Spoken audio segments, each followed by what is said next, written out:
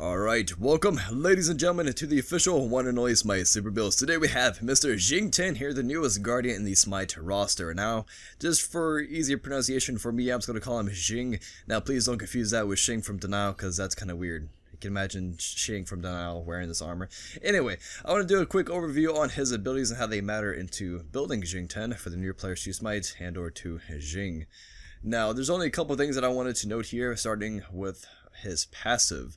Now, his passive pretty much is you use an ability on an enemy and you gain a stack of HP 5, and it can stack up to 12 times as of this patch anyway, and it does have a duration, so it is not infinite. So this means if we can build some type of cooldown reduction items, rather it's just cooldown boots or breastplate of valor, that means we can keep our passive stacking up and we can pretty much be Hercules, just self-healing ourselves, which HP 5 is the most important stat, or one of the more important stats in Assault. If you like to play Assault and you get Xing, then you definitely want to be building that passive up. But the next point I did want to make is his Furious Roar. Now, for any mage users, a damage over time effect, specifically if it is ranged, this is a great opportunity to apply on hit effects, such as the Gem of Isolation. What Gem of Isolation does, you can slow your enemy for 25% for 2 seconds, and that keeps refreshing because it is a damage over time effect, so it keeps stacking that Gem of Isolation so you can catch up to your targets. That's the only other point I wanted to make, and the other point is kind of like, he's not a total supportish type Guardian, he's more of like a CC and just get in your face type of Guardian and do some mediocre damage. Now, I do have the Slow Reaver on. If you notice, this is because I just a good demonstration so you can see how much of the magical power he gets from his items that go into his abilities. So I have 100 magical power, and of course 60% of that, which is 60, goes into the Furious Roar, just as some type of demonstration and gauge for that. So let's go ahead and sell this Slow Reaver here. Now, if you're playing XING TIAN as the support role in Conquest, you definitely want to have a starter item, and as always, you definitely want to get the Watcher's Gift. It is just too good to pass up for a support because of the gold, HP, and mana sustain with a passive. Now, going into boots, now that's the whole starter item, that's just for Conquest. Outside of Conquest, starter items aren't really that important, you don't really use them, so that's just kind of a specific Conquest thing. But going into overall build, going into the boots, now I talked about earlier about the cooldown reduction, so the Shoes of Focus are definitely a viable option. Of course, if you're looking for damage, you can obviously go to the Shoes of Magi, since it has the 10 penetration that got added on a few patches ago. That's really good for you if you're looking for damage. Back on the topic of Conquest and you're playing the support role, Traveler Shoes are really great for supports in Conquest, mainly because of the gold aspect and also faster rotations with the increased movement speed while out of combat. And the additional HP 5, that is really great for healing yourself up on top of your passive. So those are really good for Conquest. Let's just go ahead and pick up the Shoes of Focus for now.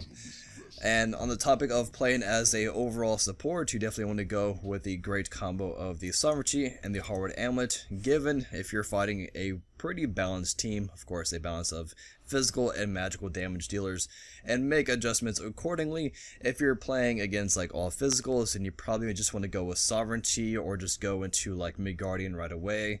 Or if you're fighting a mostly magical damage dealing team, then you probably just want to go with the Hardwood instead and not pick up Sovereignty, or you probably just want to pick up Bulwark, whatever the case may be. So just make the appropriate adjustments accordingly to the enemy team comp.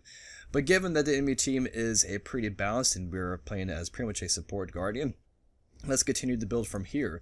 On the topic of the cooldown reduction, if you do want to go for the maximum cooldown reduction, which it is 40%, you definitely want to go to the Breastplate of Valor. A really strong physical protection item, and this will of course cap out your cooldown reduction, so you can get the maximum amount of CCs out with your abilities, as well as can easily stack up your passive. Now, it's still on the topic of you're fighting a well-balanced team, we are very low on the magical protection side, so we probably want to pick something up to help boost that out, especially if you're having trouble with mages.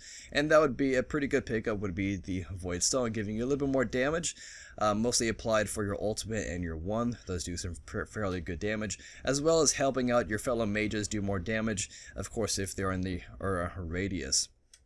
If not, you can go into Bark of Hope. It's a really strong magical protection item. Hasn't been seeing too much popularity as of late. It used to be like really popular back in like early season 1, things like that. As well as if you're fighting any healers or high health regeneration gods, or maybe they just lifesteal a lot, you can go into the Pestilence for that situation. As far as on the topic of Assault, Stone Nagai is very, very strong in Assault for any tanky builds you want to run, mostly because of its cheap and efficient, as well as the HP 5 and the passive. On top of your god's passive as XING, you have all the HP 5 in the world. You don't even need a healer at this point if you pick this up in Assault. So let's just go with the Void Stone for now. If you didn't pick up a Breastplate of Valor, like let's say you went with a different physical protection item, let's say you went with, let's say, Midgardian Mail because they have some annoying ADCs or Hunters, guys like that, then you can go into the Spirit Robe. On the topic of you still want that cooldown reduction, you didn't pick up Breastplate, but you still want some magical protection for your next item. This is a fairly good item for that as well as making you a little bit more tankier with the passive, mitigating more damage than usual. Let's just go with the Void Stone for now. And then, as your final item slot is all kind of personal preference from there. If the enemy team has more physicals, pick up another physical protection item, or more magical, then go with that. If not, you can go to the Spirit Robe again. It's a well-balanced item, no HP, but you can get HP from otherwhere and other sources. Now, if you're looking for HP, this is where it gets interesting. You can pick up the Gem of Isolation pretty much anywhere after you pick up your core items of Sovereignty and Hardware. You can pick it up in the last 3 item slots anytime. It is kind of pricey, but once you do get it, you'll notice you can easily chase down and lock down a target for either you, if you're trying to 1v1, or help out your teammate by locking down that opponent by applying the passive of Gem of Isolation on a target with your 1. It's very easy to do. Now, going into actives. Actives, always situational if you're looking to help out your team as far as movement speed and making your team immune to slows or increasing their heals. You can go with the Heavenly Agility. If you're looking to slow the enemy team, you can always go into the Creeper Curse.